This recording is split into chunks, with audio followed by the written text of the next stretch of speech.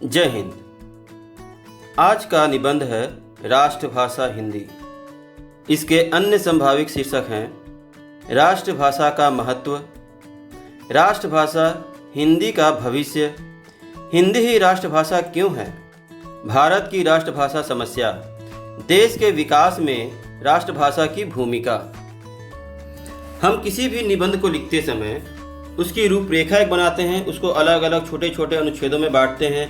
तो इस राष्ट्रभाषा को निबंध को जब हम लिखेंगे तो उसको मैंने 10 शीर्षक में बांटा है, जो इस प्रकार है।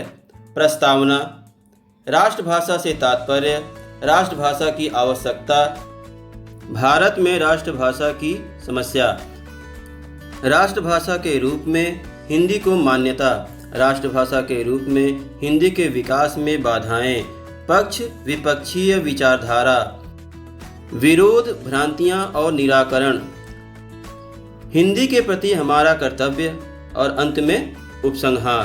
तो चलिए शुरू करते हैं प्रस्तावना से।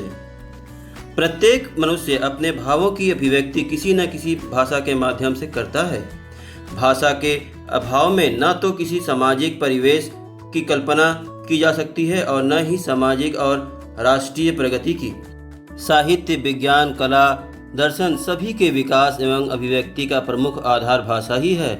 किसी भी देश के निवासियों में राष्ट्रीय एकता के विकास एवं उनमें पारस्परिक संपर्क बनाए रखने के लिए एक ऐसी भाषा अवश्य होनी चाहिए जिसका प्रयोग राष्ट्रीय स्तर पर किया जा सके।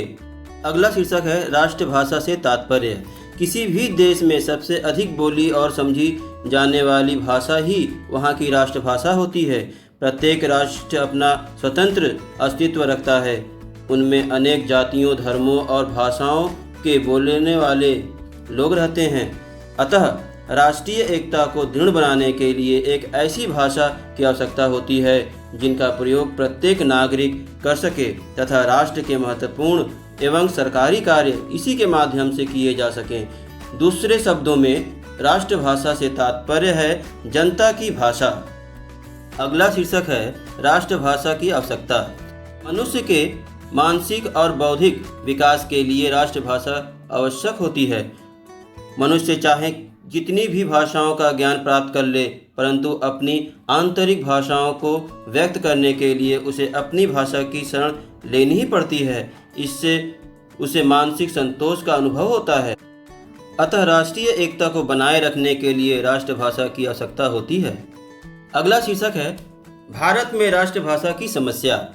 स्वतंत्रता प्राप्ति के पश्चात देश के सामने अनेक समस्याएं विकराल रूप में खड़ी थीं। उन समस्याओं में राष्ट्रभाषा की समस्या भी थी। कानून बनाए जाने पर भी इस समस्या का समाधान नहीं किया जा सका। इसका मुख्य कारण है कि भारत बहुभाषा भाषियों का एक विशाल देश है। अतः किसी न किसी स्थान से कोई न कोई विरोध राष्ट्रभाषा की समस्या पर प्रश्न चिन्ह लगाता रहा है। अपने ही देशवासियों के विरोध के कारण भारत में राष्ट्रभाषा की समस्या सबसे जटिल समस्या बन गई है। अगला शीर्षक है राष्ट्रभाषा के रूप में हिंदी को मान्यता। भारतीय संविधान द्वारा हिंदी को राष्ट्रभाषा घोषित किया गया है, परंतु फिर भी उसका राष्ट्रभाषा के रूप में उचित उपयोग नहीं किया जा रहा है। यद्यपि हिंदी के ही नहीं वरन देश के अन्य भाषाओं के विद्वानों ने भी राष्ट्रभाषा के रूप में हिंदी का समर्थन किया है, तथापि हिंदी को आज भी उसका गौरवपूर्ण स्थान प्राप्त नहीं हो सका है। अगला शीर्षक है राष्ट्रभाषा के रूप में हिंदी के विकास में बाधाएं। स्वतंत्र भारत के संविधान में हिंदी को राष्ट्रभाषा के रूप में अंगीकृत किया गया है, परंतु आज भी देश के कई प्रांतों ने इसे राष्ट्रभाषा के रूप में स्वीकार नहीं किया है। हिंदी विश्व की सरलतम, सुकोमल, मधुर और वैज्ञानिक भाषा है, फिर भी अपने ही देश में इसका विरोध जारी है। राष्ट्रभाषा के रूप में हिंदी की प्रगति के लिए सरकारी प्रयास ही पर्याप्त नहीं होंगे, वरन इसके लिए जनसाधारण का सहयोग भी अपेक्षित है। अगला शीर्षक है पक्ष विपक्षीय विचारधारा।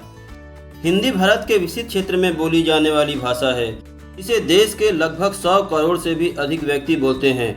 यह सरल तथा सुबोध भाषा है और इसकी लिपि भी इतनी बोधगम्य है कि यह थोड़े से अभ्यास से ही समझ में आ जाती है। फिर भी देश का एक ऐसा वर्ग है जो हिंदी को राष्ट्रभाषा के रूप में स्वीकार नहीं करता। इनमें अधिकांशतः वे लोग हैं जो अंग्रेजी के पुजारी हैं या फिर प्रांतीयता के समर्थक हैं। उनका कहना है कि हिंदी केवल उत्तर भारत तक ही सीमित है तथा यदि हिंदी को राष्ट्रभाषा बना दिया गया तो अन्य प्रांतीय भाषाएं समाप्त हो जाएंगी। इस वर्ग की धारणा है कि हिंदी का ज्ञान उन्हें हर क्षेत्र में सफलता प्रदान नहीं कर सकता, जबकि अंग्रेजी विश्व की संपर्क भाषा है, अतः यही राष्ट्रभाषा हो सकती है। अगला शीर्षक है विरोध, भ्रांतियता एवं निराकरण।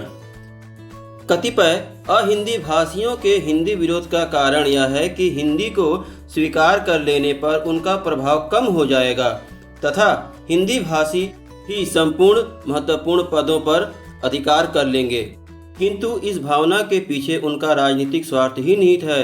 वास्तव में हिंदी को राजनीतिक के कारण पीछे धकेला जा रहा है।